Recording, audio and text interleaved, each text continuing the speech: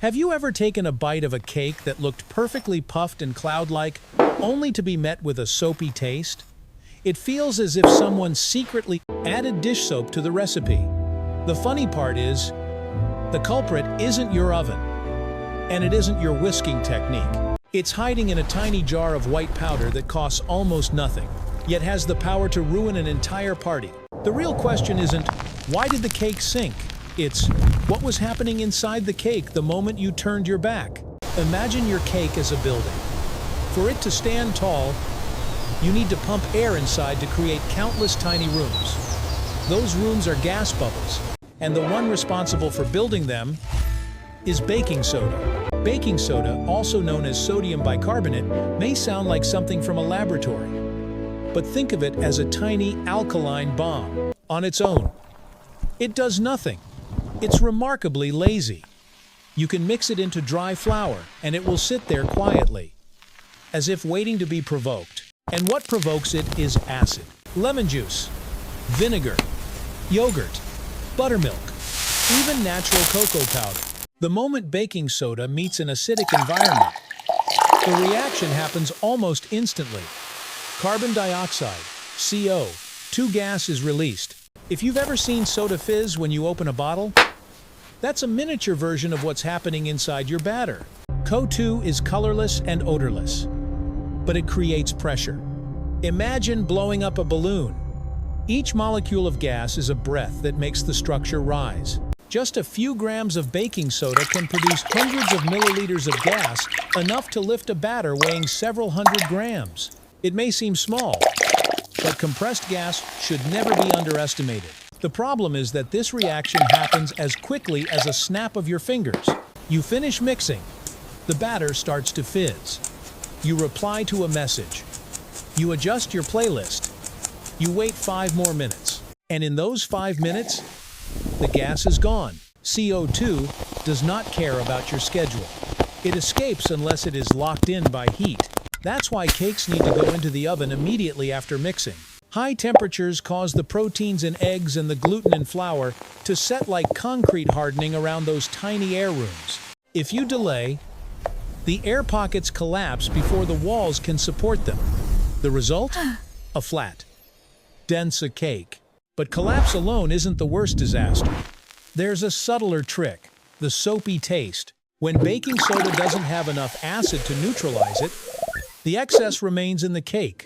Because it is a strong alkaline substance, its flavor turns bitter, metallic, even slightly soapy. It's as if the cake is reminding you that chemistry never jokes around. Just a slight imbalance in ratio, and everything changes. This is when many people switch to baking powder. They think, if baking soda is this unreliable, I'll use something more stable. And baking powder appears like a self-contained rescue package. Unlike baking soda, baking powder already contains dry acid inside. It's like a 2-person team locked in the same room but separated by starch. When you add liquid, the starch dissolves. The two opponents meet, and the reaction begins. You don't need to add lemon juice or yogurt. The system is designed to operate on its own. But what's even more interesting is its double-acting mechanism. Most modern baking powder is double-acting. It works twice. First, when it meets liquid. Second, when it encounters high heat in the oven. Imagine having 2 rounds of gas inflation. The first builds the foundation. The second, when the temperature rises to around 180 degrees Celsius, about as hot as asphalt, under a summer noon sun triggers another reaction, releasing more CO2, just as the cake structure is setting. Because of this, you're not racing against the clock the way you are with baking soda alone. You have a safety cushion, but that safety comes with its own trade-offs. By weight, the initial baking burst powder of is carbon weaker than dioxide baking is soda. intense. Baking soda watch is about closely as the 3 to 4 reaction times decelerates. stronger.